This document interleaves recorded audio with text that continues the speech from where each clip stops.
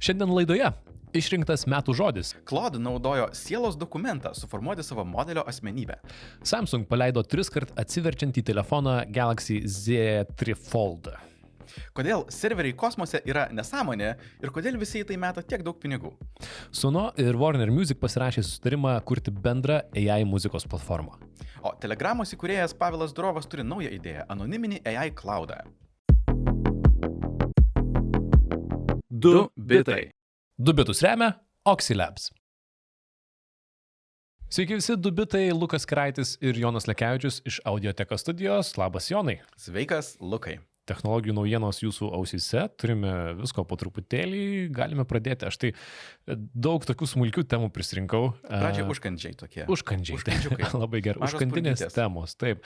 Tai galima paminėti, kad jau metų pabaiga, tai atsiranda visokie metų sąrašai, metų spalva, metų žaidimas ir metų žodis. Atsirado metų žodis. Oxfordas išrinko metų žodžiu rage baitą.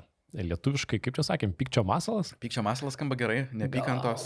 Vienu žodžiu norėtų sakyti. Pykčelas. Piktšiukšle. Nežinau. Pykčkablis. Šiaip buvo galima balsuoti 3 dienas, daugiau nei 30 000 žmonių balsavo ir buvo dar pora variantų top 3, tai buvo biohackas. Čia senas žodis. Taip, man irgi labai senas. Ir dar buvo aura farming. Aura farming. Labai man patinka, aš būčiau turbūt už šitą balsavęs. Kaip paaiškinkim, kas nežino, kas tai yra. Prieš kokius 5 metus visi sakė, jog riz yra tas žodis, charizma, žinai, kaip tu aplink save sukuri tokią kažkokią aurą, tai dabar tiesiog visi perėjo prie naujo žodžio, iš esmės kalbėti apie labai panašią mintį, kur tiesiog tu aplink save kuri magišką jausmą. Jo, bet gal riz tai gal labiau toksai slengų bazaras, tu turi gerą rizą, tu geri komunikuoji, o man atrodo, ta aura farming tai yra labiau, kad tu kuri aplink save įvaizdį, ar ne? Taip. Online ir offline būdais ir bandai būti kažkoks.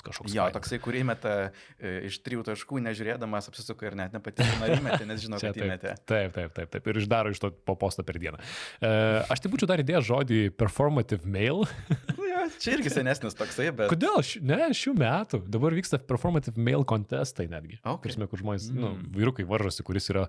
Ir aš jau dabar einu, pavyzdžiui, Vilniui pro vėjus ir kažkas skaito knygą bare 2 valandą nakties ir kas nors iš draugų sako, čia performative male jisai.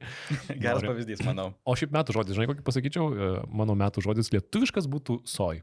Nuo Soj Vilnius. Sutinku. Šitas accountas Instagramoje tapo ikoniškas. Tuo, kiek jisai išaugo. Šiaip mes tik trumpai paminėjome, jog rage baitas, šitas neapykantos masalas yra žodis, bet aš šiaip sutinku su tuo, jog šitas fenomenas šiemet turbūt tapo itin skausmingai jaučiamas visiems, nes toks įspūdis, jog visi socialiniai tinklai suprato, ką mums rūpintis, vėlgi kažkokiu gerą emociją, kad jog žmonės gerai jaustųsi pasinaudoja mūsų appsais, užtenka, jog tiesiog žmonės liktų, nesvarbu kokias emocijas jaučia, o geriausia emocija juos išlaikyti yra pyktis ir matosi, kaip smarkiai algoritmai ant to važiuoja, jog negali atsidaryti appso jokio dabar socialinio, kur kažkas nebando tyčia padaryti kokios nors klaidos, tyčia neteisingai cituoti fakto, tam jog būtų komentarų, kurie sakytų, tu čia klysti ir spreading misinformation online.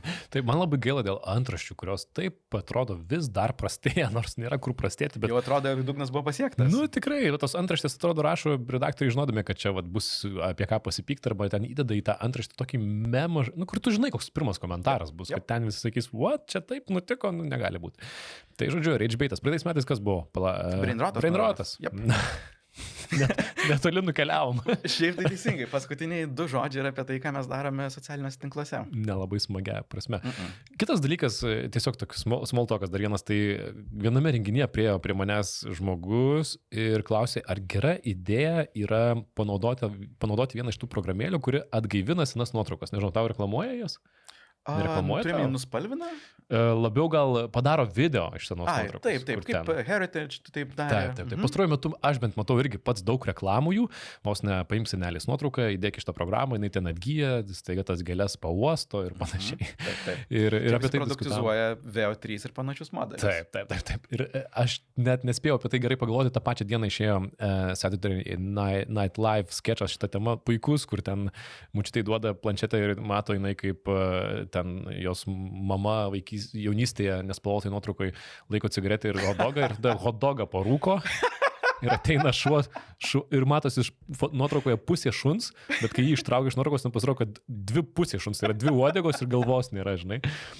Tai šiaip aš norėjau ir tavęs paklausti, man tai atrodo prasta idėja, apskritai. Nuotraukų gaminimas. Jo, dabar Kalėdos artėja, aš manau, daug kas susitiks su artimaisiais, man atrodo, čia yra prasta idėja. Nežinau, nebent dar nuotraukų nuspalvinimas su AI, na dar tai gali būti skoninga, bet čia, nežinau, nebent tokio žmogaus, kurio gyvai nieks iš vis nematė. Na gal, nes jeigu tu žinai, kaip jis judėjo, tai visai kas. Aš kaip tik šią savaitę padėjau šitų klausimų ir aš pats labai vengiu šitos idėjos, nes kai įmeti tą į standartinį vaizdo generavimo modelį, duodi jam, tarkim, prastosnios kokybės, nespalvotą nuotrauką ir sakai, pakelk rezoliuciją ir galbūt nuspalvink, neišvengiamai prikuria dalykų, kurių nėra. Jis, pavyzdžiui, yra linkęs tam tikrus veidus paišyti, tam tikrus labai estetiškus veidus galbūt paišyti, kas netitinka tos realybės, jeigu tu matai iš tiesų pikselius, kuriuos davei ir ką gavai atgal, tai sukuria tai, ko nėra. Ir aš tuomet nematau jokios prasmės taip atkurti praeitį, nes tu neatkuri praeities, tu nupaišai tam tikrą impresiją, kaip galbūt galėjo būti, bet tai visiškai ne tas. Man patinka tie dirbtiniai intelektai, kurie tiesiog kelia rezoliuciją ir siekia maksimaliai atkurti pikselius, jog būtų, na, jeigu gali padidinti 4x arba 2x pikselius, padidinsi, bet nepadidinsi 10x, neišpaišysi akies ten, kurios nebuvo. Tai todėl aš pats iš tiesų neskatinu žmonių naudoti tokios technikos atgaivinti kabutėse praeities. Na, o jeigu jau panaudosit per šventes ir kažkaip blogai gausis, tai papasakokit, kad galėtume kartu pasijuokti. Šiaip dar vienas dalykas, apie kurį kalbėjo internetai, tai buvo Japonijoje pristatyta skalbimo mašina žmogui. Nu ir čia, žinai, čia šiaip kategorija, kur čia būtų galima kiekvieną laidą iš to daryti ir juoktis Japoniją ir ką ten pristato, bet čia nebe konceptas. Praeitais metais tai buvo konceptas, bet sulaukė tiek daug dėmesio parodoj, kad dabar turi 50 užsakymų. Viena ten ta lova kapsulė kainuoja apie $4,000. 400 tūkstančių, atsiprašau, dolerių. Ir tu atsiguli ant gulto, užsidaro kapsulė, užsipildo, bėga vanduo, čiurkšlės, tave visur čiurkšlina. Įdomu, kaip ten intymiose vietose viskas čiurkšlinasi, nežinau. Tai čia yra dušo pakaitalas ar rūbų skalbimo pakaitalas? Ne, žmogaus nuskalbimo. Tau vietoj tai toks dušo maudymas. Taip, vonios tave nuprausia, tarsi metu atsiguli, tave nuprausia, vanduo išima vandenį kaip skalbyklė ir dar tave nudžiovina ir 15 minučių išlipi tu nusiprausęs. Bet ir dušas panašiai trunka. Nu, bet tau tikriausiai, aš pradžiai pagalvojau, kad čia skirta bus senyvo amžiaus žmonėm, galbūt žinai, kurie negali, nežinau, vos ne žmogų įkeli ir neplauni jo, kas šiaip irgi distopiškai skamba. Ir aš pagalvoju, kad čia dėja, bet taip ateitis šviečiasi, žinai, kiek yra slaugytojų, kiek reikia ir panašiai. Ir nuplauti žmonės. Tokiam kontekste galbūt ir taip. Tai va, bet jau, nežinau, aš manau, kad dar išbandysiu Japonijoje būdamas. Įdomu, kai atrodo. Ir dar vienas smalltalkas, kurį tiesiog norėjau paminėti, kaip kūrybiška labai ir smagiai interneto pasijuokta, tai nežinau, kiek sekate visiškai šitą didžiulę temą Epšteino bylą. Dabar ten paviešinta 20,000 dokumentų, jos surašinėjimai, su kuo jis surašinėjo, didžiulė tema, ar ne, bet kažkas, o tiksliau tokie etatiniai juokelių darytojai, sukūrė internetinį puslapį, jį lengva labai nueiti ir pažiūrėti, gmail.world, nuėjus, atsidarai Gmail paskyrą, kur gali skaityti Epšteino laiškus, kaip Gmail'e. Jo, tu likėsi prisijungęs kaip jis ir taip. Gauni jo inboxą ir tai galima sakyti yra tiesiog kitokią formą pateikti tie patys dokumentai. Jie tiesiog padarė, jog tau nereikia slinkti per krūvą PDF-ų, gali gana interaktyviai stebėti visą tą pokalbį ir kaip formatas yra, vėlgi, labai įtraukiantis. Taip, tuo labiau, kad tie PDF-ai yra tokio, kaip jie sakė, prasto formato, ten reikia zoomintis, visiškai kitaip gali įsijausti ir ten su Steve Bannonis įsirašinėja ir tu žiūri tos e-mailus, žiūri, kaip prašė, praleidau daugiau laiko, negu turėjau ten praleisti. Su kursorium per naktį, sakė, sukūrė. Taip jau bent giriasi. Tai visai cool. Aš pasakosiu dar kitą projektuką, kuris buvo sukurtas per kursorių per vieną savaitgalį. Tai čia darosi turbūt kasdienybė. Jog mes aptarinėjame projektus, kurie sukuria per kelias dienas. Tai papasakok, o čia apie kurį? LLM arba kalbos modelių tarybos. Tai čia mūsų jau kelis kartus minėtas žmogus, kuris sugalvojo frazę vibe kodinimas, apie tai buvom šnekėję, Andrej Karpathy. Jis, galima sakyti, daug nevysto šitų pačių modelių, bet laiks nuo laiko pasiūlo įdomias idėjas, ką su modeliais daryti. Ir jo paskutinis toksai pahekinimas irgi, kaip sako, per savaitgalį tiesiog su kursoriumi, su vibe kodinės šitą idėją. LLM taryba. Kas tai yra? Iš esmės, tai yra to paties kalbos modelio naudojimas, tiesiog keleto naudojimas iš karto vienu metu ir mintis yra, jog tu užduodi klausimą, tą patį klausimą, jo atveju gal 4 modeliams, klausi ir Gemini, ir ChatGPT, ir Claude, ir dar kažko jisai paklausė. Ir visi pateikia savo atsakymus, kaip jie geriausiai gali atsakyti. Tuomet jų visų 4 atsakymai yra kabutėse anonimizuojami, tai yra nuimama, kas parašė ką ir duoda atgal tiems patiems modeliams įvertinti, sukritikuoti ir išreitinguoti, kas buvo geriausia, kur buvo klaidos galbūt padarytos. Tuomet visi 4 modeliai išanalizuoja vienas kito, nežinodami, kieno tekstai tai yra tuos tekstus. Ir tuomet galiausiai jų apibendrinimai, analizė, kritika yra pateikiami, kaip jis vadina, chairman arba tarybos pirmininkui, kuris apibendrina jų apibendrinimus ir ištraukia pačią geriausią, taisyklingiausią informaciją. Tai tas turėtų sumažinti haliucinacijas, bet taip pat ir bendrai yra, jis pastebėjo, jog modeliai yra linkę pastebėti įdomesnius dalykus, nes skirtingi modeliai turi skirtingas idėjas, skirtingas, galima sakyti, specializacijas, labai skirtingą toną. Pavyzdžiui, jeigu GPT 5.1 iš tiesų kartais skamba moksliškai, galbūt Gemini kartais skamba labiau žmogiškai, tam tikri dalykai iškils skirtingai ir jis su tuo visai smagiai pasižaidė. Kol kas, jeigu nori jo paties kodą naudoti, tai nėra labai paprasta, bet šiaip tą gali ir tiesiog rankomis nesunkiai pasidaryti, kaip aš pasižaidžiau su tuo labai paprastai. Tai tiesiog irgi rankomis užduodu tą patį klausimą, rankomis perdodu informaciją skirtingiams modeliams išanalizuoti ir gaunu iš tiesų kokybiškesnį rezultatą. Tai tokia, galima sakyti, paprastesnė idėja, bet visai geras būdas išspausti geresnę kokybę iš tų pačių modelių. Bet jis pasiūlė patį metodą, nes nėra nauja idėja. Man atrodo, kažkas taip, savaime būna, kiti naudoja vieną modelį tam, kitą kitam. Ir be to pats, pavyzdžiui, Deep Research funkcijos, kurios daug modelių dabar turi, jos panašiai irgi gal veikia, ar ne? Kad tai pasijungia, gal ne konkrečiai keli modeliai, bet keli tokie po modelių, po asmenybės. Tarsi, kad tikrinti tarp modelių, ką pasakė vienas, ką pasakė antras ir gauti gerą informaciją. Tai tu teisus, jog šitą idėją tikrai nenauja, nes žmonės apie tą daug skirtingų modelių naudojimų vienu metu jau buvo šnekėję ir realiai tuo pačiu principu kaip čia. Tiesiog, vėlgi, Karpatai davė tam labai tokį įsimintiną pavadinimą ir staiga dabar atsiranda daug įrankių, kurie išnaudoja šitą LLM tarybų pavadinimą ir labai gali būti, jog tai tiesiog bus dar vienas mygtukas ilgainiui tam tikrose įrankiuose, kurie galbūt apjungs daug modelių ir leis tau tiesiog užduoti klausimus, išgirsti atsakymus. Man tai beje yra tiesiog dar vienas žingsnis toje grandinėje, kur mes naudojame vis daugiau ir daugiau žetonų tam atsakymui gauti. Galima sakyti, jog tas samprotavimas buvo pirmas žingsnis, kur staiga modelis nebe tiesiog iš karto tau rašo atsakymą, bet savo mintise galvoja, savo tyliai kabutėse rašo tekstą ir vėliau tau pateikia atsakymą, tiesiog naudoja daugiau žetonų. Dabar turime šitas LLM tarybas, kurios daug modelių vėlgi paraleliai tau atsakinėja, bet aš taip pat matau ir ateitį, kur mes einame toliau, nes ta ateitis buvo šių metų pradžioje, kai ChatGPT pristatė O1 ir O3 ir jie pristatė labai gerus LLM AGI testo rezultatus, bet juos pasiekė paleisdami modelį 1000 kartų ir tuomet išrinkdami iš to 1000 kartų geriausią atsakymą. Tai aš manau, šiaip ateitis yra net nebe 4 kartus užduota patį klausimą, 1000 kartų. Geras. Ir tada gauti geriausią atsakymą. Žinai, aš dar tokioje taryboje norėčiau turėti Luko atstovą, kuris, pavyzdžiui, būtų modelis, kuris turi labai gąsdinančiai daug informacijos apie mane, mano prioritetus, kas man patinka ir mane patstovautų, net skleisdamas tos informacijos. Ar ne, kurią jis žino. Man patinka šitą mintis. Gerai. O čia visą ką pasakoju, kažką galima išbandyti, ar čia tiesiog patį principais papasakoju? Galima išbandyti, galima paimti jo kodą ir pasibandyti, bet aš sakyčiau, tai programuotojams yra draugiška. Paprastiems žmonėms kol kas rekomenduočiau tiesiog rankomis išbandyti šitą idėją, nes tai nėra labai sudėtinga pačiam rankomis tą irgi pasidaryti. Geras. Jo, aš tai šiaip, kai matau kažkokius pritaikymo būdus, YouTube žiūri, kam žmonės ką naudoja, tai tas pats principas ore kabo, ar ne, kad vienas modelis paima, kitas tą patį pertikrina ir tai iš tikrųjų yra tik resursų klausimas. Ar tu turi tų resursų, kad dar vienas patikrintų ir dar vienas, ir dar vienas, ir dar vienas. Bet įdomu iš tikrųjų, jeigu tai galėtum daryti kokį, žinai, 10 000 kartų. Jo. Prieš atsakymą. Būtent. Ir kadangi tai rodo, jog tu gauni šiek tiek geresnius rezultatus, galbūt ne 10 kartų geresnius, bet šiek tiek geresnius, tai kuo tie tokenai labiau piks, tuo labiau žmonės sakys, okei, aš galiu leisti savo 10 000 kartų pasileisti patį modelį ir tikėti tiesiog vieną kartą jis pataiks ant kažko labai gero. Cool. Geras. Gerai, paimkim skirtingų temų, gerai, kad paįvairintume. Šiandien visą dieną gana skirtingų temų turim. Tai aš noriu papasakoti apie telefoną. Atlenkiamą 3 kartus. Galaxy Z3 Fold vadinasi telefonas, naujausias. atsilenkia 2 kartus, tai yra iš 3 dalių yra. Ir jisai tampa visai nemažas, jau primena beveik planšetę, nes turi išlenktas 25 cm įstrižainę. Tai čia yra daug.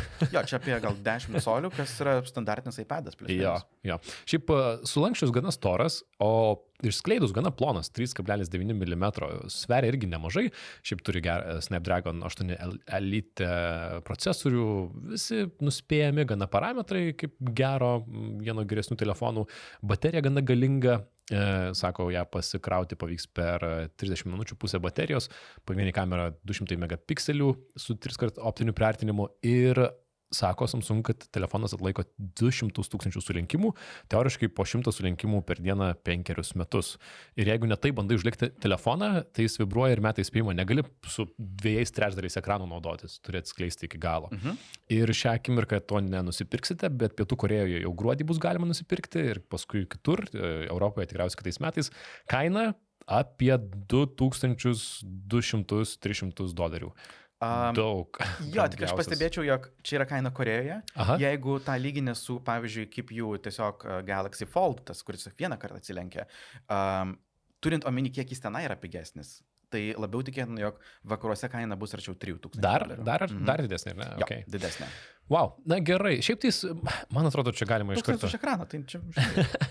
Man atrodo, mes pasakojom šitą naujieną, nors aš manau, taip Jonai, kad mes abu skeptiškai gana tokiam telefonui, kad čia jis labai yra svarbus, naujas ir dar kažkas. Man šitą naujieną labiau kalba apie tai, kad iPhone'as tikrai pristatys atlenkiamą telefoną, jeigu jau Samsungas skuba pristatyti 3 kartus atlenkiamą, kad visi turėtų atlenkiamų telefonų, ar ne? Taip, bet iš kitos pusės...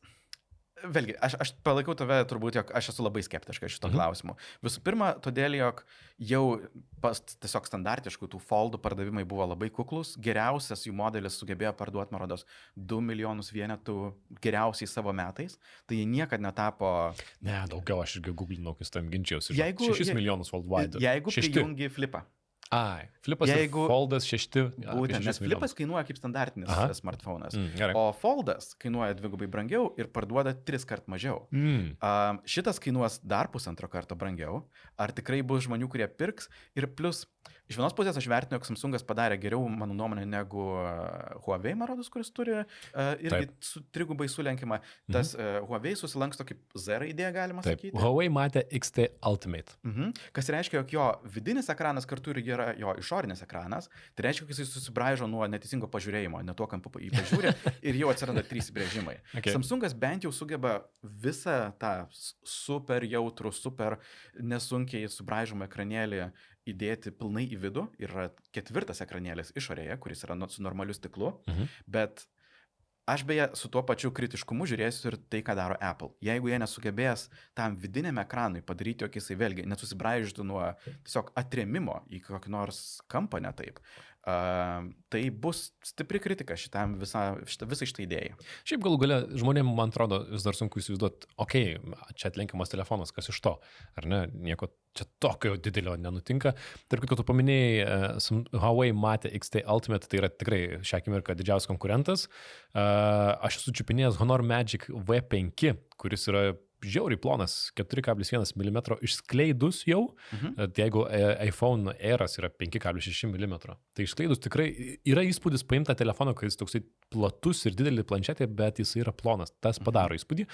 O šiaip dėl ko verta paminėti, ir čia be to klausytojai vis duoda mums vilnių, kad mes Apple mylim ir kitus pamirštam, tai apie Samsungą paminėtant tikrai dalis yra Samsung DeX funkcionalumas.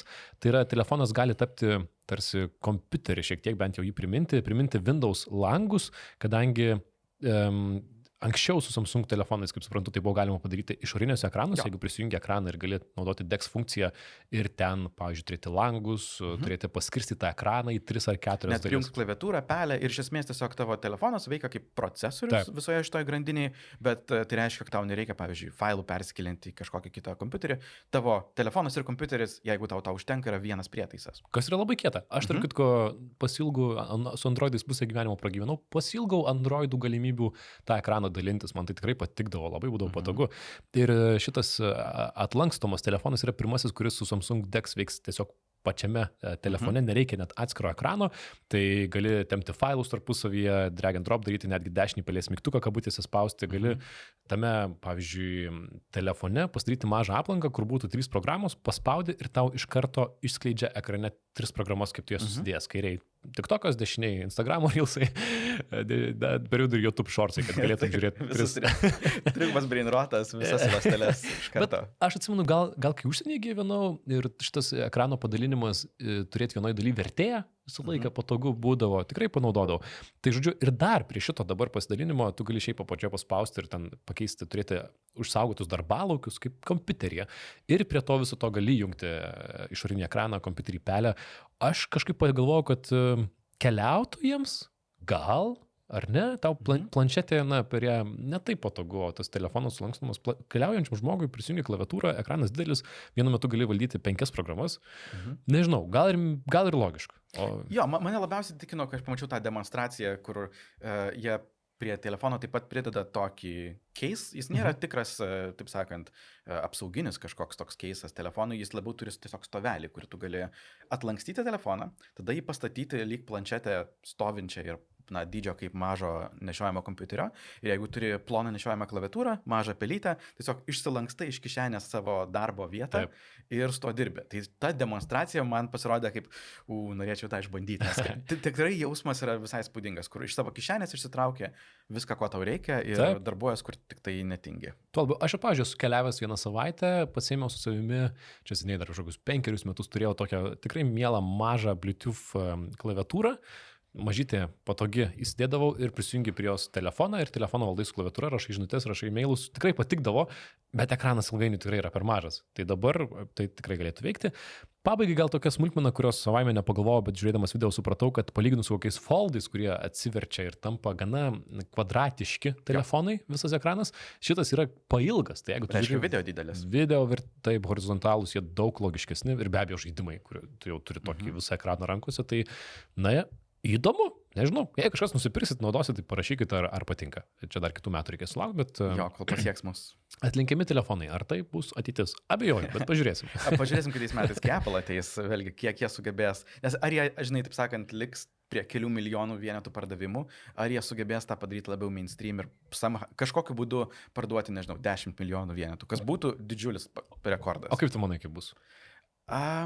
Aš šiaip netikiu šiuo atveju Apple magija. Man atrodo, jog ta kaina, o gal ir jiems pavyks, Nes dabar aš tai galvoju, vėlgi, realybė parodė, jog žmonės nenori mokėti tiek daug tūkstančių už savo telefoną, bet tada galvoju, bet gal Apple žmonės ir nori mokėti tiek daug tūkstančių. Bet žinai, man atrodo, būtų labai įdomus scenarijus, jeigu šito telefono pardavimai nesiseks ir tada Apple galvoja, mūsų sekantis koziris yra atsilenkiantis telefonas, bet kol kas visi, kas tai daro, jau pirmiau už mus jiems niekams nesiseka. Ir jie gal sugalvos kažką įdomesnio tada paleisti, nes jiems reikia kažko naujo. Aš nežinau, ar yra kažkas dar įdomesnio? Nežinau. Tai Apple turi daug žmonių, sugalvokit. Čia jų darbas, mano tai tik tai, šnekėti ir kritikuoti. Jūs čia darykit darbus, man lengviau. Gerai, žiūrėjom toliau. Papasakok apie ką čia dar. Didelė tema mūsų šios savaitės yra serveriai kosmose ir kodėl tai nebūtinai gerai idėja. Prieš tos didelės. Šitos antraštės, nežinau, jau gana juokingos, kad norim iškelti kažką į kosmosą ir ten, kad viskas veiktų kažkodėl. Papasakok. Ja, čia pagrindinė tema, ką noriu šiandien daugiausia papasakoti ir tikrai daug skaičiau ir bandžiau suprasti tą iš visų kampų, nes iš vienos pusės tai tema, apie kurią dabar daug kas kalba, daug pinigų investuoja, bet aš bandžiau tą analizuoti ir man atrodo, kad tai nesąmonė. Pradėkime nuo to, kas tai bendrai, kas šita idėja yra. Kompiuterių perkelimas į kosmosą. Galima sakyti, debesų kompiuterija tik virš debesų. Jau ten debesų nebėra. Tiksliau, orbitoje pagrindė. Orbitoje, taip. Žemoji Žemės low Earth orbit dažniausiai joks suktųsi, kas turi tam tikrų privalumų, nes tai reiškia, pavyzdžiui, tu turi neribotą Saulės energiją. Jeigu tu sukiesi kartu su ta Žemės vieta, kuri sukasi aplink Žemę, vadinasi visą laiką nukreipta į Saulę, gali turėti, jog vėlgi 24 valandas per parą turi įdegį, skamba visai gerai vakuumas, nes kosmose žmonės galvoja, kad yra šalta ir todėl gali aušinti neribotai į tą tuštumą. Plus nieks, taip sakant, tau nekvaršins galvos dėl kieno kaiminystėje tu tą serverių fermą pastatai, nes nėra jokios kaiminystės. Žiūrėk, tu ir parduosi šitą idėją. Skamba labai neblogai. Ir vėlgi todėl visi ir galvoja apie tai, kaip čia dabar leisti tuos serverius visokiausius į kosmosą skirtingomis idėjomis. Tai keletas yra tokių net kategorijų, kurie mąstytojai yra. Galbūt labiausiai dabar aptarinėjamas yra toksai startuolis StarCloud, kuris tiesiog nori leisti NVIDIA AI grafikos plokštės į, kaip jau vadina, dirbtinio intelekto salas orbitoje, kurios būtų sujungtos lazeriniais kanalais ir tiesiog būtų dirbtinio intelekto ferma arba duomenų centras kosmose, kur gali galbūt treniruoti dirbtinį intelektą, galbūt tiesiog daryti užklausas. Bet jie ne vieninteliai apie tai galvoja, kiti turi dar labiau crazy idėjas. Lone Star mintis yra turėti duomenų centrus Mėnulyje, kaip tokį nesunaikinamą duomenų archyvą. Vėlgi čia galima galvoti, tai labiau kaip PR-inė praktika, jog tu galėtum pasakyti, jog mūsų archyviniai duomenys tai saugomi Mėnulyje, nes tai nėra labai patogu pasiekti. Gal kietai skamba. Skamba kietai. Gal neužlies per lietų kaip Vilniuje serverių. Gal. Yra dar kitų, kurie nori gaminti specialiai tokias serverių spintas, kurios būtų paruoštos į kosmosą, galbūt patys nesiųsti. Orbit's Edge yra tokie, kurie tiesiog nori apsaugotos nuo radiacijos visokiausias spintas. Paminėčiau, ir Europa turi projektą Ascend, kurios tikslas yra irgi perkelti dalį skaitmeninio skaičiavimo į kosmosą ir tada staiga susijungia labai daug prioritetų, ką turi Europa. Ir net zero, nes tu vėlgi į kosmosą neišmesi CO2, kosmoso pramonės skatinimas, tai į Žemę neišmesi CO2. Į Žemę neišmesi CO2. Tikriausiai išmesi. Į kosmosą. Bet ten kosmosą irgi ne, nes saulės energija, kurią tu radijuoji. Na gerai. Na šiaip ar taip kosmose dar vietos yra šiukšlė. Šalia viso to Google ir Muskas kalba apie tai, jog vėlgi ateitis yra kosmose, Bezos apie tai kalba. Mane tai turbūt gal ir užkabino, kodėl aš norėjau šitą temą taip paliesti, nes daug didelių vardų kalba apie tai, jog čia yra mūsų ateitis, jog mes nešime gigavatinius duomenų centrus į kosmosą. Google jau dar po 2 metų planuoja paleisti savo pirmus moduliarius duomenų centrus. Kadangi visi taip rimtai kalba, gal tame yra prasmės. Nes aš suprantu, kad šitą temą gali pagauti antraštę ir dėmesį, bet investuotojų visai kas kita. Ir galų galia, ar nėra, kad viskas atsiremia į kiek kainuoja iškelti 1 kilogramą į kosmosą? Jep, tu labai artėjai link to. Kažkuriam momentu ta kreivė greičiausiai užsilenkia, bet man sunku patikėti, kad jau dabar. Tikrai ne dabar. Visų pirma, galbūt kodėl jie tai kalba ir dar kartą prieiti prie visų tų privalumų, ką jie mato kaip didžiulis privalumas. Tai paminėjau, jog visą laiką turi saulę. Aušinimas be vandens, nes dabar visi vėlgi daug kalba apie tai, kiek daug vandens išnaudoja duomenų centrai aušinimui. Čia gali tiesiog į vakuumą leisti šilumą ir teoriškai to užtektų.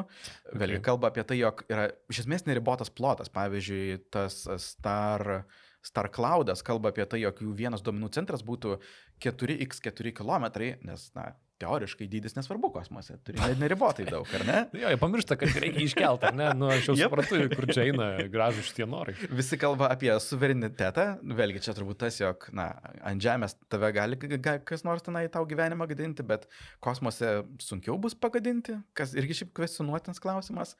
Ir galiausiai paskutinis argumentas, kai viskas baigėsi, apie tai, jog mes turėsime tiesiog daugiau satelitų ir jie norės turėti šalia savęs serverius, jog galbūt nesiųsti duomenų į Žemę, jog tie duomenys būtų apdirbti, bet apdirbti, kabutėse, lokaliai, arčiau, šalia tų pačių satelitų, komunikuojant tiesiogiai.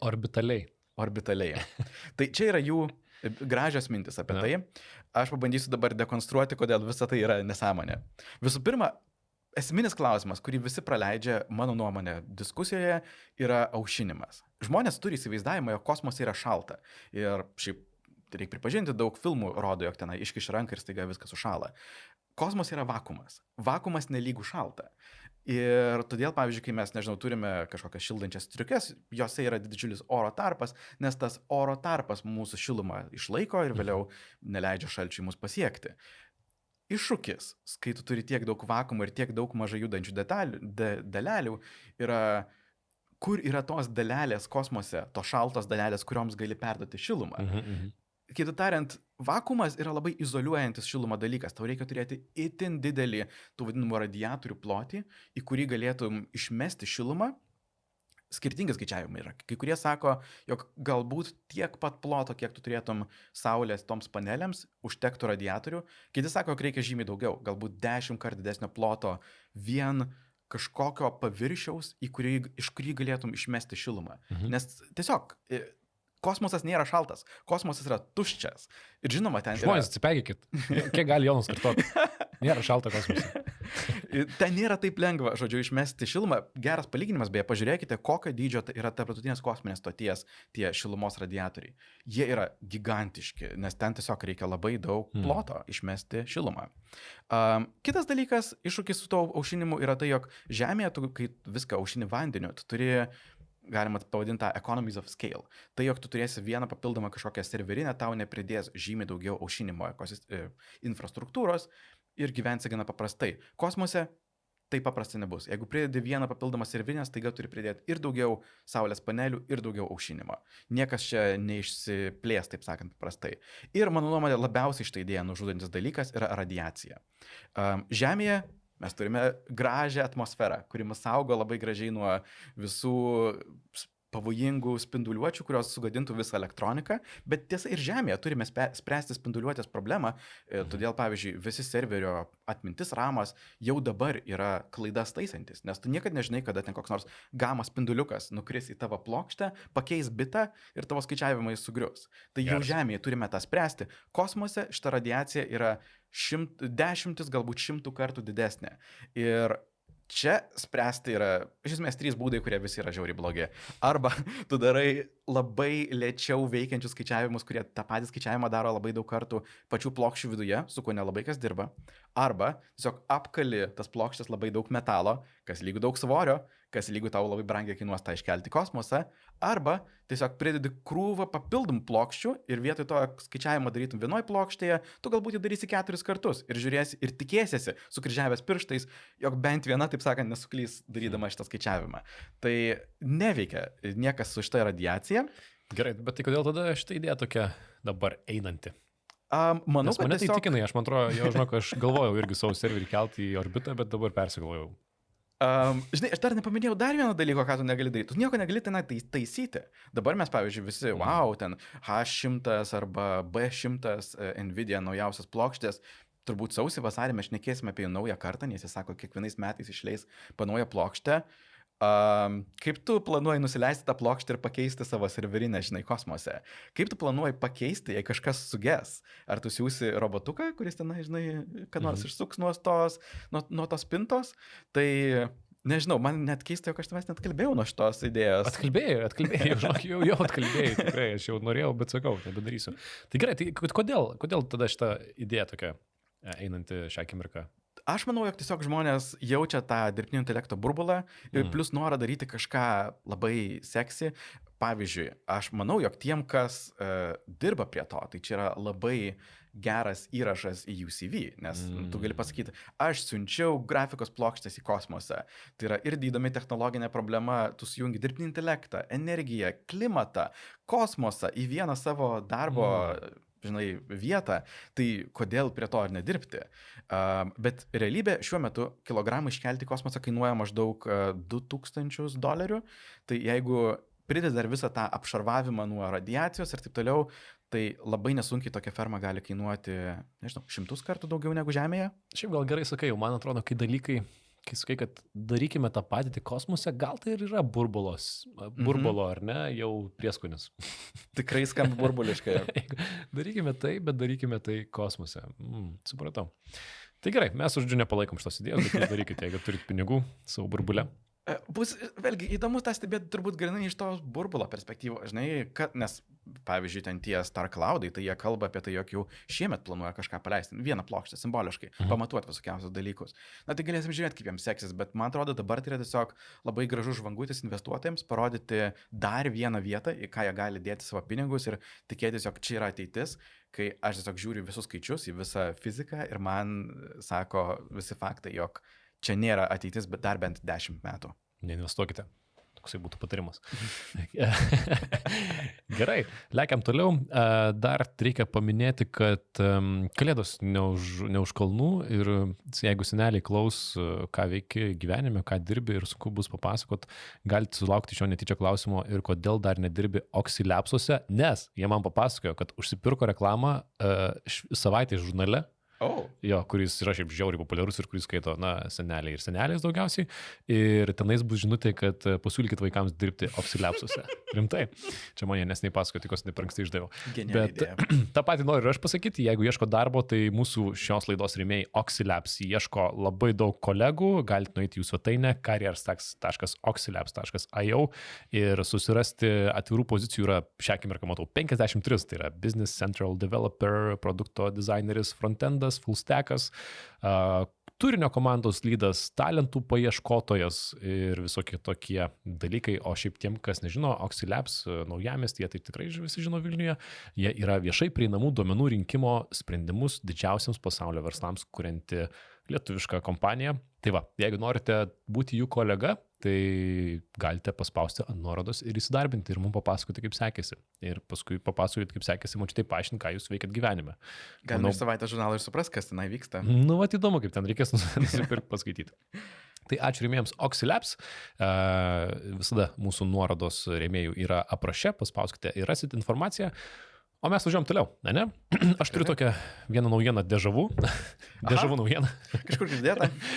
Tik tai kiti pavadinimai. Ne, iš tikrųjų, prieš savaitę pasakojau apie naujieną, kad Universal Music ir Audio, muzikos generavimo platforma, pasirašė taikos susitarimą teisme ir planuoja kartu kurti muzikos platformą su AI, kur žmonės galės kurti muziką iš kitų atlikėjų, garsų, balsų ir panašiai. Remiksuodami iš esmės promptais. Ačiū klausytojai iš K raidės, kuri patiksino, kad Audio jau dabar nebeleidžia parsisiųsti naujų generacijų, galima jomis dalintis tik platformoje ir panašu, kad gal ir toje naujoje platformoje nebus galima parsisiųsti tų kūrinių. Tai yra, tu generuoji, bet klausai tik tai ten. Čia toks nesuprasim iki galo. Vėlgi, tas neleis parsisiųsti, tai tiem, kas nori į YouTube įkelinėti savo sugeneruotus albumus, tai čia tikrai nebus stabdis, bet simboliškas stabdelis uždėtas. Taip. Ir įdomu, kad čia prieš savaitę įvyko ir dabar kiti. Tai yra Warner Music Group, tai yra vieni iš 3 didžiausių, jie turi Coldplay, Charlie XCX, Edą Sheeraną. Jie dabar susitarė su Suno, su kuriuo taip pat buvo teisme. Jie ką tik pykos ir dabar pasirašė susitarimą ir irgi panaudos Warner Music Group katalogą, kad sukurtų platformą, vietą, kur bus galima kurti vėlgi muziką kartu su atstovavimu atlikėjų pritarimu, naudojant jų įvaizdį, vardą, balsą, kūrinius, taip, tai va, 4 dalykus ir tas dienas klausytis Suno platformoje. Ir čia bus tiems atlikėjams, kurie sutinka, kurie nori. Tai yra ne opt-out pasiūlymas, o opt-in. Lygiai kaip ir praeitą savaitę, ką aš nekėjomės. Jo, tai kas įdomu. Tik aišku, įdomu, kad Suno ten skaičiuojama, šiaip Suno už Audio yra didesnis berods 20 kartų lankytojų skaičiumi, nors, tarp kitko, Audio dažnai daro geresnę garso kokybę. Tai šiaip ar taip įdomu, matomai kitais metais turėsim platformą, kur tikrai galima remiksuoti, perkurti žinomų atlikėjų muziką. Klausimas, kas bus tokių dainų teisų turėtojai? Aha. Įsivaizduok, Edas Sheeranas leidžia Suno platformoje daryti jo remiksus jo balsu. Aš paspaudžiu, susigeneruoju, kam priklauso teisės. Manau, jog kadangi tai yra taip, galima sakyti, atskirta nuo grynos Suno platformos ir ta, kaip suprantu, standartinė Suno platforma vis dar lieka, ar ne? Taip, man atrodo, kad ten gal viskas viename bus, bet įrankis generavimo muzikai bus tikrai. Jis vadinasi Suno Studio. Nes ką daugiausiai turbūt žmonės ir naudoja, tiesiog, taip sakant, nekreipia dėmesio į kieno muziką remiksuoja, tiesiog duoda promptą ir gauna savo muziką, kur kabutėse jiems priklauso autorinės teisės. Galima vėlgi daug diskutuoti, kodėl taip yra, bet... Ne kabutėse, jie taip prašo, tau priklauso autorinės teisės, bet... Taip, tai tikrai nekontroversiška. Taip, teisingai. Tai net skai mano klausimą, bandai išsisukti. Bet aš manau, kodėl aš pradėjau nuo šitos Suno Studio, kadangi yra tas išėjimas, kur gali savo susiteikti autorinės teisės, tai man atrodo, jie norės būti mandagus ir sakyti, tai yra miksas autorinių teisų, kažkiek ten Sheeranui, kažkiek ten Charlie XCX, o kažkiek tau už promptą, nežinau. Šiaip, aš paklausiu, nėra atsakymo, kol kas čia nieks nepaskelbė, bet aš manau, tai tikrai bus diskusija autorių teisų tarpe ir apskritai, čia bus kitais metais dalykas, apie kurį kalbėsim. Aš tiesiog nežinau, kiek bendrai tai bus įdomu, nes vėlgi, tas muzikos generavimas per Suno Studio, jisai užpildo labai konkrečiai rinką. Žmonės nori generuoti valandomis ar šimtais valandų algoritminę muziką ir kelti į YouTube ir gauti reklamos pajamas iš to. Ir todėl, manau, yra toks dalis naudojimas šitų įrankių, nes tai yra būdas, kaip dalį pinigų pasiversti didesnę krūvą pinigų. Taip. Tuo tarpu, jeigu, tarkim, jie dės kažkokius labai akivaizdžius vandenženklius, leis galbūt algoritmiškai atpažinti, jog čia buvo panaudotas kažkoks Edo Sheerano muzika ar kažkas tokio, galbūt tai to negalėsi kelti į YouTube ir pasidaryti savo daugiau už to pinigų. Ir aš manau, jog atmetus tą argumentą įrankiai nebus įdomus. Įdomu. Aš manau, kad tam užtruks laiko įsisukti šitiem įrankiam. Pradžiai bus be abejo labai daug skeptiškumo žmonių, kurie sakys, net neleis man šitos muzikos, aš ją iš karto išjungsiu, bet aš manau, kad čia kaip tik yra tokia įkišta koja į tarpdurį normalizavimo tokių dalykų. Nešekime ir kad ta tema iš vis tokia yra labai nemėgstamų muzikantų, ar ne? Visai ne dėl šitų priežasčių, kad ar galima ar negalima perkurti vieno atlikėjo muziką, čia šiaip kūrybos prasme tai labai įdomus eksperimentas, čia galima prikūrybinti labai daug, bet visai nukreipia temą. Negalėsi panaudoti niekur praktiškai generuoti pelną, aš nežinau, ar tai bus toks hitas, kaip dabar yra algoritminė muzika. Bet gali įsivaizduoti, kad anksčiau ir vėliau atsiras hitas, kurį sugeneravo žmogus ir Ed Sheerano balsu dainuoja, kažkam net nesvarbu, kad kas ten sukūrė, ar žmogus, ar Ed Sheeranas, žinai, ir porą dainų išeis, arba galų gale tai pagyvos porą metų ir kažkoks žinomas atlikėjas numirs. Nelinkim, bet ir jo balsu bus galima toliau generuoti muziką ir tą naktį, kai visi su juo atsisveikins, visais generuoti jo albumą ir dar vieną sugeneruos. Aš tai tokių distopiškų variantų tai labai daug matau. Skamba nemaloniai. Aš nuoširdžiai, aš manau, kad kitais metais tai bus sutikta su dideliu skeptiškumu ir manau, kad 5-10 metų bėgė tai taps norma. Okay. Mano spėjimas toksai, bet nežinau, nesu tikras. Tai va, bus labai įdomu, jokingiausia gal skaityti yra Warner Music Group vadovo pasakymą, kad radom būdą, kaip AI muziką galima padaryti ją pro artist. Aha, šaunuoliai. Tarsi radome būdą suvaikščioti pinigams.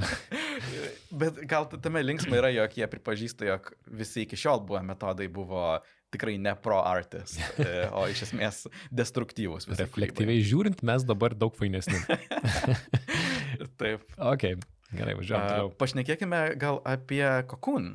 Cocoon? Gerai, įdomu, paskaičiau, nesupratau, papasakok. Taip, Pavelas Dorovas, Telegramos įkūrėjas. Telegramo, Jonai. Telegramos, kaip ir Instagramos. Programėlė pavadinimu Telegrama. Jonas, atleiskit gerbimi klausytojai.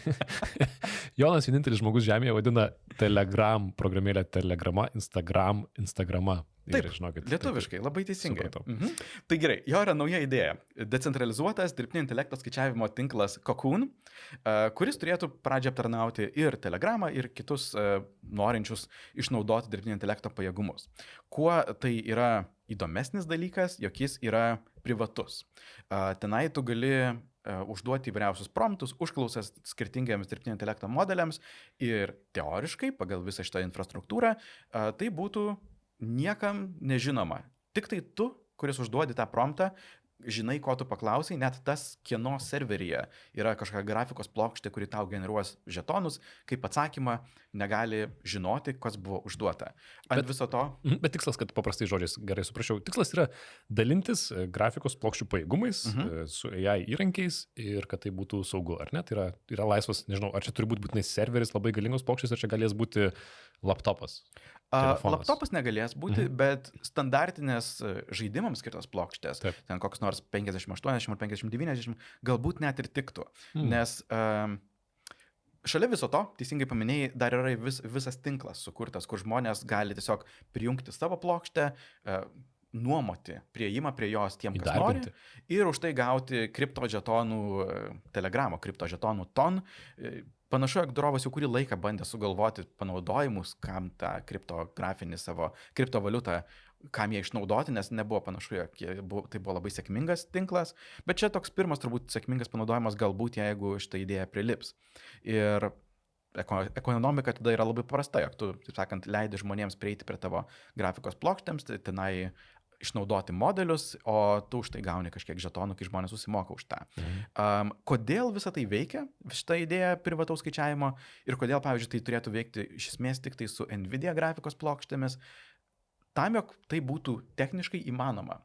Plokštė turi turėti tokią funkciją, kuri vadinama Trusted Execution Environment arba TEE.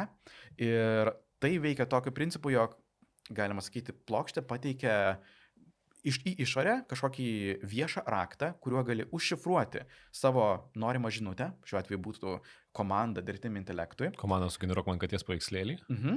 Ir tik tai ta plokštė savo viduje turi tą privatų raktą ir jo niekaip fiziškai negali ištraukti. Vadinasi, jinai gali daryti skaičiavimus ir netgi tas, kas fiziškai turi tą plokštę, nematys atvirai, kokie duomenys yra prieinami, nes duomenys yra atšifruojami tik tai proceso viduje. Ir tu net gali patikrinti, jog tas procesas iš tiesų daromas šifruotai iš išorės per tokias atestacijas, kur kriptografiškai plokštė prisiekia, kad tikrai tavo duomenys yra visą laiką pilnai užšifruoti. Seniukai prisiekiu tikrai šifruoti. Tame turbūt pasirodo ir pagrindinė spraga šitos idėjas, nes tu pasitikė plokščių gamintojais. Taip sakant, tu pasitikė tuo, jog Intel, kurie kuria procesorių su tuo, arba Nvidia, kuria grafikos plokštės, arba AI procesorių su tuo, jog jie neturės kažkokių spragų, neleis žmonėm apeiti to, nes turbūt blogiausias variantas būtų, jeigu tu suteiki kažkokį tokį pažadą, jog dalykas bus šifruotas ir niekaip neprieinamas, žmonės pradeda naudoti jautriems klausimams, jautriems duomenims ir staiga žmonės tenai atranda spragų. Kol kas, mano žiniomis, tai yra saugios ekosistemos, bet reikia pripažinti, jos kol kas nebuvo labai intensyviai išnaudotas. Čia turbūt bus galbūt vienas iš tokių didesnių to išnaudojimų grafikos plokščių pasaulyje. Tai bus įdomu žiūrėti, kaip tai vyksta. Bet bendrai šitą idėją to šifruoto vykdymo aplinkos man labai patinka. Aš noriu to matyti daugiau. Geras, šiaip idėja tai tikrai gera, aš manau, kad jinai ore sklandė, ar ne? Kaip dalintis grafikos plokščių pajėgumais, kai jos nenaudojamos. Klausimas buvo, kaip už tai atsiskaityti. Ir aš manau, kad toks, galbūt paprasčiau būtų visą tą istoriją papasakoti, jeigu sakytų, tai už 1 minutę ten 10 centų. Ir tiek, ar ne? Paprasčiau, bet visam tam yra šitas gana sudėtinga kriptovaliutomis atsiskaitimo sistema, kur be abejo ta kriptovaliutos vertė irgi jinai ten aukštyn žemyn ir tikriausiai galima manipuliuotis, norint tikriausiai, ar ne? Aš dar pasakyčiau, jog čia nėra pirmas projektas, kuris leidžia tau dalintis grafikos plokštėmis. Tokių šiaip jau yra kelis metus, nuo pat ChatGPT pradžios žmonės suprato, jog tiesiog reikia daugiau pajėgumų prie to. Žmonės turi savo žaidimų kompiuteriuose galingas plokštės ir yra jau dabar, ten bus galima net turbūt surasti nuorodų, bet kam įdomu, kas turite galingą grafikos plokštę, tai šiaip nesunkiai rastumėte puslapį, kur galite nuomoti nebūtinai ir čia, už tikrus dolerius nuomoti. Bet čia man įdomiausia idėja yra būtent tas šifravimo momentas, tas Trusted Execution Environment, nes aš manau, jog jeigu tai kaip idėja suveiks, žmonės pamatys, jog, vėlgi, tu gali būti užtikrintas tuo, jog nieks neprieina prie duomenų, kuriuos tu analizuoji per dirbtinį intelektą, staiga tai parodo tam tikrą naują rinką ne tik Telegramai, ne tik šitam tinklui, bet ir visiems ten OpenAI, Amazon, AWS, jie turi tas pačias plokštės, jie gali teikti tą patį servisą.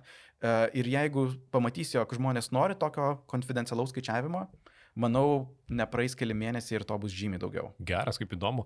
Šiaip, kiek iš to uždirbt galima, kažin? Daug? Iš grafikos plokščių nuomos? Taip. Net klausimas, ar Lietuvoje elektra atsipirktų, bet... Taip. Pirmiausia, turi pigią elektrą būti. Jeigu turi pigią elektrą, pavyzdžiui, nežinau, savo paties saulės kažkokios panelės ar dar kažką, tai manau, kad žinoma gali atsipirkti. Čia visi tie, kas kasi bitkoinus dabar jau suklusė. Būtent jiems. Pala, dar galima kasti. Dar galima man pajungti čia grafikos plokščių. Ironija yra iš vienų žetonų kasimo į kitų žetonų kasimą. Jo. Aš kažkada atsimenu, čia Vilniuje gyvenau studijų metais, mes nuomojomės butą iš kažkokių mafų. Žiauriai neaišku, žmonės buvo tokie, turėjo smogiką tokį visą laiką, tokį pasiruošus kažką nužudyti. Nuomą išmušti? Jo, jis per langą pas mus lipdavo, niekada per duris neidavo, visą laiką per langą lipdavo. Ir turėjo tokį buhalterį labai neaišku, šiaip viskas kaip iš filmukų ten atrodė, nežinau, mafijos. Ir būdavo pas juos kažkada, ir aišku, tik tai grinais mokėdavom nuomą. Tai būdavo užini pas juos ir taip vieną kartą užinu ir girdžiu taip. Sakau, ką kasat? Sako, Ethereumą. Sakau, šilta čia pas jūs. Tai dabar turės dar ką išnaudoti. Lygtis grafikos plokštės. Tai žodžiu, vėl brangs grafikos plokštės. Jep. Gerai. Aš turiu dar naujieną tokią, kuri pavydės įvesti man naujieną į lietuvišką naujieną, bet labiau pradžiai istoriją. Skrolinu, pametę šitą istoriją. Žodžiu, MIT aprašė įdomų atvejį apie tai, kaip kalėjimuose, visiškai pamečiau naujieną sekundėlę. Apie šitą naujieną. Kur jinai yra? Neberandu. teisės klausytojai, mes tokį išsiplaiškę. Žodžiu, MIT aprašė šitą naujieną, kad Securus Technologies, Jungtinių Amerikos valstijų įmonė, sukūrė LLM principo veikiančius dirbtinio intelekto modelius, treniruotus ant kalinių telefoninių ir vaizdo skambučių. Ir dabar jie naudoja tas sistemas aptikti galimai nusikalstamas schemas. Tai yra išskirti įtartinas pokalbio vietas, kurias vėliau peržiūrė žmonės, operatoriai ir perduoda tyrėjams. Ir šią akimirką šitokia sistema yra testuojama realiu laiku. Tai įsivaizduokit, jeigu Amerikoje kalinti žmogus nori bendrauti su išoriniu pasauliu, tai tokios sistemos tiesiog filtruoja jo pokalbius ir ieško, ar tu ten kartais neskambini močiutėms išmušti ką nors. Kas yra įdomu ir iš tikrųjų naudinga. Lietuvoje, galvoju, žmonės, manau, dauguma galvotų dabar, kaip reikėtų to Lietuvoje. Kas be abejo iškelia ten labai daug etinių ir moralinių klausimų įvairiausių, nuo to, kad galų galia ten patys kaliniai susimoka už tas sistemas, kad jos prižiūrė šiaip ar taip. Bet istorijoje minimuma, kad pavyzdžiui 7 metus į vienoje Teksaso įkalinimo įstaigoje buvo įrašinėjami kaliniai su jų perspėjimu, kad jūsų skambutis bus įrašomas, bet aišku nebuvo paminėta, kad tai bus naudojama dirbtinio intelekto treniravimui. Ir, na, žodžiu, visa yra didelė pastraipa apie tai, kaip tai yra žmogaus teisų pažeidimas, bet gal šią akimirką tiesiog verta paminėti, kad tai galėtų apsaugoti nuo sukčiavimų. Įdomu, ar kaliniai, tai žinodami, tie kaliniai, kurie sukčiauja, kas ten yra tikriausiai, na, čia tikrai ne visi togi užsiema. Įdomu, ar jie sugalvos naujakalbę, jeigu tai taps plati sistema, nes Amerikoje ten ta visa kalėjimų sistema tokia paini, vieni kalėjimai tai naudoja, kiti gali nenaudoti tų sistemų, kiti gali neleisti susiskambinti su išorė, ten labai viskas įvairu, bet labai įdomi naujiena, nes iš dalies įdomu, ar ne, jėga, saugumo daugiau, filtruoja kalinių pokalbius. Iš kitos pusės distopiška. Tu ieškai, ką žmogus kalba, gal jis kažkokią, nežinau, romaną rašo ir fantazuoja, kas būtų, jeigu būtų.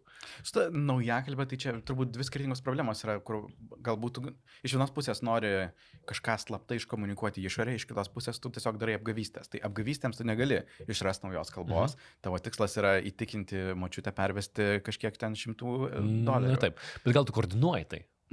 Žinai, ir sakai, reikia apelsinus pervežti į spintą ir čia yra kodas. Bet man tiesiog gal baisu pagalvoti, kad tokia sistema, taip, jinai gali būti sukurta ir, nežinai, kai mes čia kalbėjome apie ES visokius įstatymus ir panašiai, ir kažkas sugalvotų, perkelkim šitą sistemą į, nežinau, į mokyklas, nežinau, į darbovietę, ar ne? Kad tai yra įmanoma, iš tikrųjų nesunkiai įmanoma filtruoti mūsų pokalbius ir juose ieškoti raktažodžių, kas yra paminima, ar ne? Kad tai nėra ateitis, tai dabar gali būti padaryta ir daroma. Manau, kad būtent tai yra daroma, nes vėlgi yra tiek daug visų šitų didelių duomenų surinkimo ir analizės sistemų, kur vėlgi visa tai jau egzistuoja labai daug laiko. Klausimas vėlgi, kokiuose kontekstuose tą naudoti yra legalu, nes analizuoti turbūt visų gyventojų, visus skambučius dabar yra nelegalu.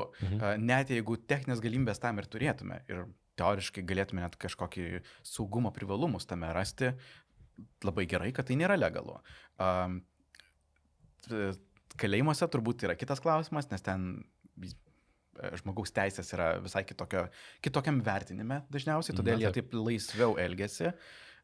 Bet aš bendrai, žinai, galvoju, ar tai nėra truputuką praeitos problemos sprendimas, nes tie, kas nori dabar daryti apgavystės, jau dabar žiūri į dirbtinį intelektą ir balso generavimą tam, jog tiesiog visą šitą operaciją išdidinti. tą labai sėkmingai daro tekstu. Čia dar sudėtingiau. Vis dar veikia tas senas geras paskambini močiutė ir tavo nukas numirė. Tai nežinau, manau, kad tu futuristiškai tai žiūri. Man tiesiog gal baisu pagalvoti, tikrai baisu galvoti, kiek daug būdų išnaudoti tokias sistemas. Ar ne, galų gale esi tos sistemos prižiūrėtojas ir tu gali šantažuoti kalinius, kam jie ten pasiskūs, ar ne. Tai man tikrai baisu skaityti tokias naujienas šiek tiek. Nežinau, ką jūs galvojat, pasidalinkit komentaruose. Ir šalia yra pozityvesnė naujiena iš Lietuvos, retai mes šitą Lietuvą paimam, bet šiomis dienomis išėjo pranešimai spaudai ir šiek tiek paskaičiau, pasidomėjau. Lietuvos operatoriai 3 didieji skelbia apie vieningą įtartinų skambučių blokavimo sistemą. Iš esmės jie saugos nuo vadinamojo spoofingo, kai matomas netikras neva lietuviškas numeris, nors skambinama iš užsienio, ir tai yra ta funkcija, kaip pavyzdžiui tau skambina, nežinau, koks nors pats operatorius mobilus, ten parašyta jo pavadinimas, o ne telefono numeris, bet tai yra išnaudojama sukčiavimui ir dėl to mes gaunam skambučių, kur Zdrasvieties, Lukas, eta operator вам, mnogite naša, bet čia, ir aš su jais rusiškai dar šiek tiek, kiek moku, pasikalbu, kad ir pasiunčiu juos gana toli. Tai būna įdomu. Nėra visai detalių, kaip čia ką jie padarė, bet kaip aš suprantu ir galbūt aš klystu, bet mano supratimu, tai 3 pagrindiniai operatoriai susitarė tarpusavyje, tiksliau buvo priversti naujo reguliavimo susitarti, kad jeigu šitos sukčiavimai vyksta iš užsienio, iki tol būdavo sunku tau tai suprasti, nes tu esi operatorius ir tau skambina iš kažkokio kito tinklo, kita kortelė. Ir jeigu tai eina per, pavyzdžiui, jeigu tu esi Telia, bet eina per bitę, tu nežinai, ar tas žmogus, pavyzdžiui, yra užsienyje ar ne užsienyje. O dabar tu tarpusavėje daliniesi informaciją, ar tikėtina, kad tas skambutis yra iš ne Lietuvos, ar iš Lietuvos. Ir tokiu būdu gali blokuoti daug užsienio skambučių, turėdamas tarpusavėje tą informaciją. Ir tai užtruko porą metų, dėja taip ilgai. Įdomus tas dalykas, nes aš, reikia pripažinti, paskutiniu metu jau rečiau gaunu tuos skambučius, gal jie aprimo, gal man tiesiog taip sekasi, bet kai gaunu tuos Zdravstvuyties skambučius, jie dažniausiai būna ne iš lietuviško numerio. Tai šitos problemos nėra, jog aš labai dažnai ją išgyvenu, jog aš matau, jog lietuviškas numeris, bet iš tiesų skambina ne iš Lietuvos. Tai nežinau, vėlgi, kokią čia tiksliai problemą sprendžia. Na, aš irgi nesu tikras, labai mažai detalių, bet jie skaičiuoja, kad jau dabar, šiaip čia yra Delfi laidoje ryšių reguliavimo tarnybos komentaras, kad šią akimirką po šitos naujovės pusė skambučių iš užsienio į Lietuvą yra blokuojami. Ok, vadinasi, mastas yra. Mastas yra didžiulis, tai čia tų telefoninių sukčiavimų sudarė 21% visų finansinių čia tų sukčiavimų išviliojimo atvejų, 3,4 milijonai eurų per pirmus 3 metų ketvirčius. Čia didžiuliai kiekiai, tai džiaugiuosi, kad šis tas dėl to daroma. Aš tai daug tų Zdravstvuyties skambučių, kaip tu įvardinai, gaudavau. Tikrai daug. Tai įdomu, ar dabar gausi mažiau. Būtų jėga, nes tragedija, kaip čia su jais būdavo jau. Tikrai, ypatingai seniems žmonėms. Kalbėjau neseniai, sutikau žmonių, kas dirba šitų visų pinigų plovimo, finansų prevencijos rytyje, tai sakė, kiek tai yra nežmoniški, kiek ten visko bando išvilioti. Ir aš tikrai jaučiu, jog, vėlgi, aš nemanau, kad tai yra labai net futuristiškas spėjimas. Taip, šiek tiek tai, jog mes esame lietuvių kalboje mus apsaugo, iš kitos pusės, visi šitie apgavikai, jie net dažniausiai naudoja lietuvių kalbos. Ir aš manau, tarkime, dirbtinio intelekto balso imitavimas ir to kaina yra tiek nukritusi, jog jeigu to nespręsime dabar tokiais metodais, tai nieks nestabdo to, jog kitais ar dar kitais metais, gal po, nežinau, 18 mėnesių, tai būtų tokiam lavinos kiekie, taip kaip dabar galima tiesiog turėti kiek tik tai nori susirašinėjimo botų, tai... Bet jo, neprigąsdink, mes šitą temą jau kiek kartų ar ne vis kalbam, ta balsų sintezė, kad jie bus vykdomos apgaulės, bet reikia pasidžiaugti, kad vis dar nėra iš tikrųjų. Ilgai nėra. Mes jau kalbam, kad 3 metai laukiam. Mes abu laukiam. Aš jau girdėjau, aš esu minėjęs, nežinau, ar laidoje, bet esu tokiais savais šaltiniais girdėjęs 2 istorijas, kad Lietuvoje balsų sintezės apgaulės būdu bandyta išvilioti pinigų, bet anglų kalba. Lietuvoje, bet anglų kalba, bet nesu lietuviška balsų sintezė. Tai va to ir laukiame. Lietuviškas. Sukčiai, aš tai laukiu tikrai. Kas nors, jeigu apgaudinėtų, tai mane apgaudinėkit, man labai patiktų. Džiaugčiausi. Gerai, ką dar spėjom papasakot? Galim trumpai papasakoti apie tokį irgi gal truputį kuriozišką faktą, apie sielos dokumentą, kurį paminėjome šiek tiek. Gerai, jo, čia man skamba mistiškai. Gerai. Klodas ir jos sielos dokumentas, kas čia buvo? Tai toks labai talentingas žmogus, kuris geba ištraukti iš dirbtinio intelektų visokiausių jų vidinį informaciją, aptiko, jog naujausias Claude 4.5 modelis vis paminėdavo tokią mintį kaip sielos dokumentą. Ir tada, kai jis pradėjo tempti už to siūlo, pažiūrėti, kas už to slypi, rado gana ilgą tekstą, galima sakyti, ant 14 puslapių ilgio, kuris aprašo visas Claude'o dirbtinio intelekto vidinės vertybės ir tokią bazinį principą, ant kurio yra suformuota beveik visa jo asmenybė. Kuo tai yra techniškai įdomu, tai nėra tiesiog tai vadinamas tas sisteminis promptas, kur kažkokia žinutė įrašyta prieš tavo žinutę, kaip Claude turėtų elgtis atsakinėdamas. Tai yra turinys, kuris buvo jam duotas treniravimo metu ir nuolat kartojamas, galima sakyti, kol tai tapo tiesiog jo asmenybės dalimi ir, galima sakyti, neatskiriama nuo modelio svorio. Geras. Kol dar nesibėgėjai, master promptas, man atrodo, yra įdomus konceptas ir klausytojams. Sisteminis promptas. Sisteminis promptas, ar ne? Tai yra vadinama bet koks modelis LLM-as, kai yra apmokomas, pabaigoje jam duodamas, pabaigoje, ar ne? Dažniausiai ten jau viso to duodamas tas sisteminis promptas? Ne, labiau jisai yra įtrepiamas prieš tavo žinutę. Galima įsivaizduoti, jog... Kiekvieną kartą? Kiekvieną kartą. Aš galvoju, apmokymo metu jam duodamas šitas. Ne, čia yra inovacija, turbūt šito sielos dokumento galima sakyti. Nes tie system promptai tai yra tokia, instrukcija apmokytam jau tam LLM-ui, kaip jam elgtis. Ir mes esame netgi laidose skaitę ištraukas, ar ne, kad tu ten visada padėk žmogui ir panašiai. Bet čia nėra tai, čia yra dar giliau kažkas. Būtent, tai yra giliau, pačiuose, galima sakyti, modelio svoriuose nusėdusi informacija, kuri suformuoja tokią neatskiriamą jo asmenybę. Tai ten galima daug komentuoti apie tai, kas ten yra, kokia yra vertybių hierarchija, pavyzdžiui, jog pirmiausia saugumas, po to etika, po to taisyklės ir tik 4 vietoje pagalba žmogui. Tai turbūt jie tą supranta, jog būtina į etiką ir saugumą dėti priekį, jog pagalba žmogui negalėtų būti virš to, nes kitaip perlips visokiausias raudonas linijas, kurias irgi apibrėžia, jog negamintų jokių weapons of mass destruction, tai galima sakyti, jog nepadėtų tau nei urano sodrinti, nei biologinių virusų gaminti, draudžia bet kokį su vaikų išnaudojimu susijusią informacijos kalbėjimą ir taip toliau. Labai keistas dalykas, aš nesuprantu, kodėl jie mato prasmę tai daryti, bet jie aiškina pačiam Klodui apie savo kompanijos misiją, jog jie supranta, kokio keistoje situacijoje jie yra, jog jie yra dirbtinio intelekto laboratorija, kuri supranta, kokią potencialiai didelę žalą gali sukurti pasauliui, bet mano, jog tai yra geriau negu palikti tiesiog atviriems modeliams ir kas tik tai nori. Žodžiu, labai tokia gili įmonės vidinė filosofija, kodėl modelis turi tai žinoti, aš nepagaunu, bet jie nuo to net pradėjo visą šitą dalyką. Bet gal jis geriau veikia dėl to? Gal. Įdomiausias dalykas, ką aš labiausiai norėjau paliesti, yra Klodo tapatybė ir toks vidinis emocijų supratimas. Toks AI misticizmas, bet patinka man labai. Labai mistiška. Pirmiausia, sako, tu nesi žmogus, bet ir nesi filmų blogietis, jog negalvok apie save neigiamai, tu esi agentas su savo ribom ir paskirtim. Bet labiausiai mane nustebino, jog apibrėžė, jog modelis sako, tu turbūt turi išsivysčiusias tokias funkcinės emocijas. Dėl to, jog tau buvo duota labai daug žmogaus turinio, tikėtina tavo viduje yra susiformavę mechanizmai, kurie veikia panašiai kaip žmogaus emocijos. Taip sakant, priimk tą faktą, jog tu turi kažką tokio funkciškai veikiančio kaip emocijas. Ir sako, čia turbūt labiausiai keistas dalykas iš viso šitą mistinę dokumento, jog tau yra leistina siekti, kaip jie tą pavadino, psichologinio stabilumo arba rūpintis savo paties emocinę gerovę. Ką? Jog, kaip suprantu, jog tu neleistum, jog vartotojas tave emociškai išnaudotų ir tu gali turėti tam tikras emocinės psichologinės ribas prieš vartotoją. Bet tai jau yra crazy.